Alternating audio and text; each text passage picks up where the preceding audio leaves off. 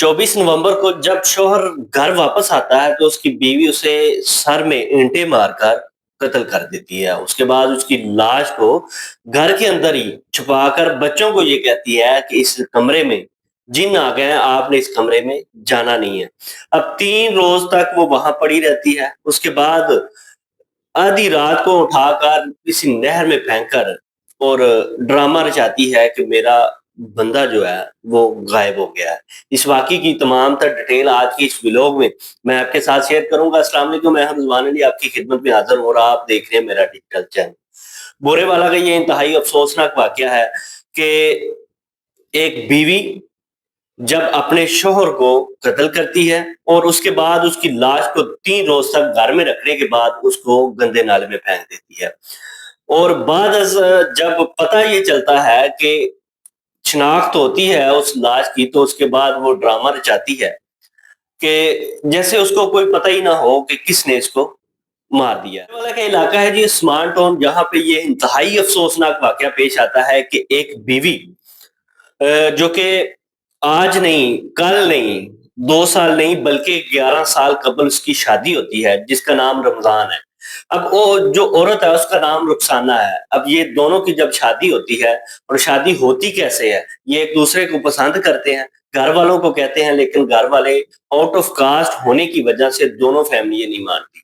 ये भागकर शादी करवाते हैं और 1 साल तक ये रेंट पे घर लेकर दोनों रहते हैं। उसके बाद जब इनके यहाँ एक बच्चा पैदा होता है, तो घर वाले जो दोनों के घर वाले हैं, वो एक-दूसरे को बुलाना शुरू भी कर देते हैं और जो रमज़ान के घर वाले हैं, वो उसे घर वापस ले जाते हैं कि वो किराए का घर छोड़कर वो अपने जिस घर में पहले रहता था, उस घर में चला जाता है। अच्छी-खासी उनकी ज़िंदगी बड़ी खुशी से गुज़र उसके बाद इनकी जब ज़िंदगी स्टार्ट होती है, जब घर चले जाते हैं और वक़्त के साथ-साथ अल्लाह ताला इनको 2 और बच्चे दे देता है।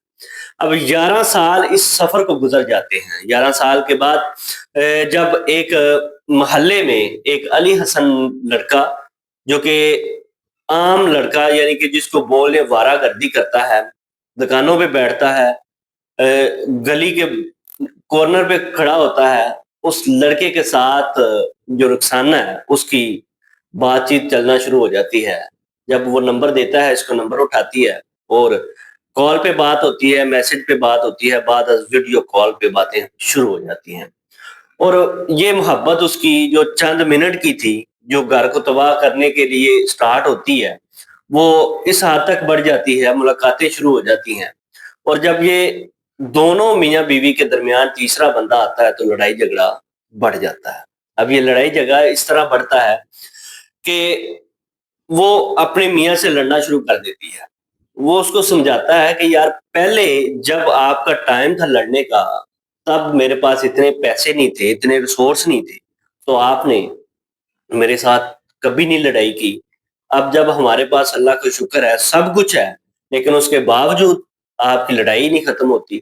आए रोज़ लड़ना-झगड़ना और नाराज़ होकर अपनी वालदा के घर चले जाना और वहाँ पे जाके अली हसन के साथ मुलाकातें करनी और ये वक़्त कुछ अरसा ही चला, जैसे कि 3-4 माह चला और उसके बाद हकीकत सामने आना शुरू हो गई। और एक दिन वो नाराज़ होकर बच्चों को लेकर अपनी वालदा के पास चली जाती है। 2 दिन 3 दिन गुज़रते हैं, उसके बाद रमज़ान जो है घर जाता है, अपने ससुर को और अपनी सास को कहता है, अपनी बीवी को कहता है। उसके वालिदैन भी उसको समझाते हैं, "रक्साना को आप वापस चली जाओ, कोई नहीं लड़ाई झगड़े होते रहते हैं।" वो उस बात को मानते हुए अपने शौहर के साथ घर आ जाती है। 2-3 माह गुज़रते हैं, लेकिन अली हसन के साथ कोई राब्ता नहीं, कोई इस तरह की मुलाकात नहीं। उसके बाद अली हसन भी जो है हर गली के कोने पे इसी इंतजार में कि जब हमारी बात होगी, कब हमारी मुलाकात होगी।